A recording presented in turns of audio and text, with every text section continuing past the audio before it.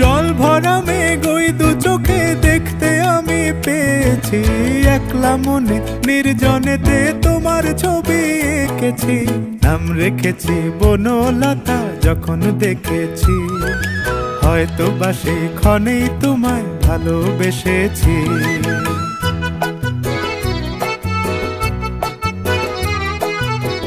বনলতা কথা হয়ো না গো কুণ্ঠিতা, বনলতা কথা হয়ো না গো কুণ্ঠিতা।